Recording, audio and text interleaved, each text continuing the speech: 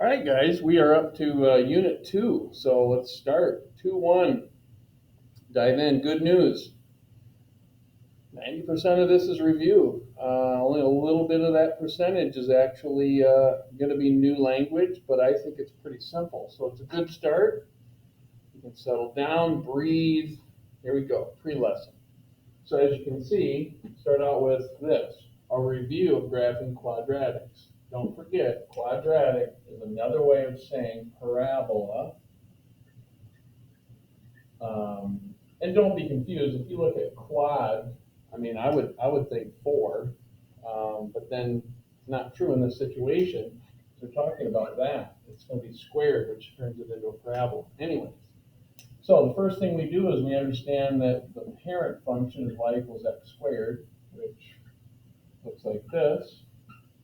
And this is going to reflect it over the x-axis. Notice something over here, something that's not going away, is the language of transformations. So don't look for that particular item to just disappear because we're done with Unit 1.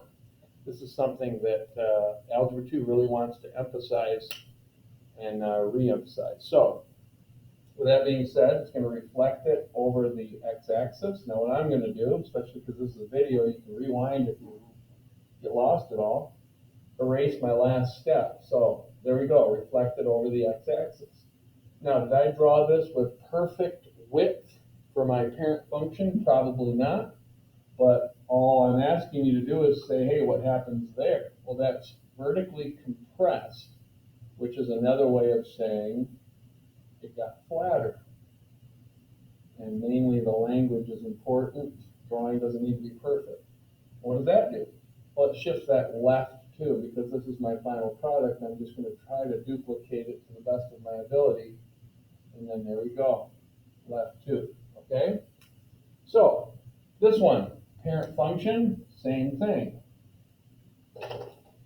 And that's going to be like this, which is probably a little bit more accurate compared to my original one and this one. But let's just go with it. So y equals x squared right here. What does that do? Well, that's a vertical stretch. So I'm going to go up twice as fast. And some of you are like, well, wouldn't you make it narrower? Well, remember, that could be a 3, a 4, a 5, a 6, a 7, an 8, 100, 120. So anyways, just show that it's narrower. And move on. Where does that move it? Moves it to the right one. So let's say that's 1. Everything moves to the right 1. And then we're going to go down 3. 1, 2, 3. There she is. So I'm going to try to draw it accurately, and that would be my final answer. So there, graphed them. Now, what are these new pieces of terminology? Well, the axis of symmetry is the axis that cuts the parabola right in half. Now, take a look at this. See this right here? This is cutting my face in half. This is the axis of symmetry. So, whatever works. So, what does that mean?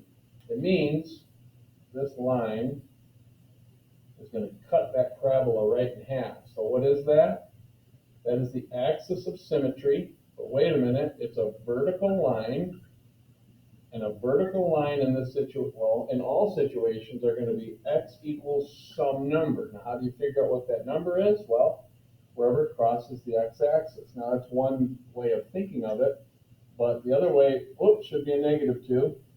That's -2, 0. This is -2, let's just say 2. This is -2, let's say -3. Consistent, consistent, consistent. So x equals -2 is consistent. So that's why they whittle it down to x equals -2. All right? Let's take a look at this one. What's the axis of symmetry? Well, it's, again, the vertical line that cuts this parabola in half. What would that one be? Well, it crosses the x-axis right at 1. So there it is. Now I'm going to throw this in for free. So for some reason, the Algebra 2 book doesn't spend time. So all we're doing is parabolas that go up or parabolas that open up down. But if you take the y equals x squared and you flip them and you go x equals y squared, you're going to end up having a parabola go this way. Again, this book doesn't expect you to understand that right now, but I want to draw your attention to this. What's the axis of symmetry? Y equals -2. There, I throw that in for free today, no charge. All right, so now let's talk about, okay, vertex.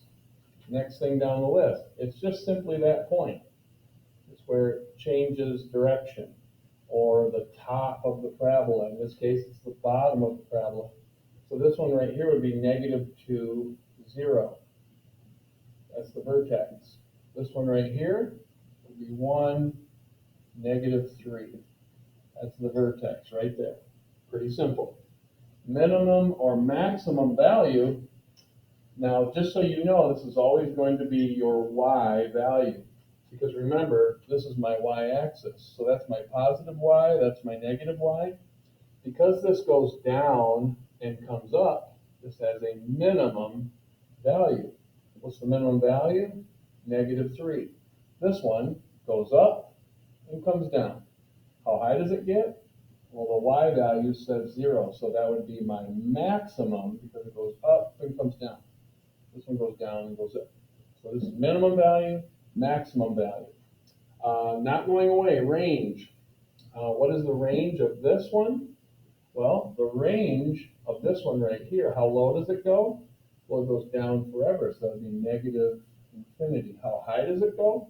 Like we said, it goes up to the maximum, so that would be 0, and it does contain that. So that's the range for that one. What about the domain? Well, how far left does it go? Forever. How far right does it go? Forever. So it's -infinity all the way to infinity, and that would be the domain.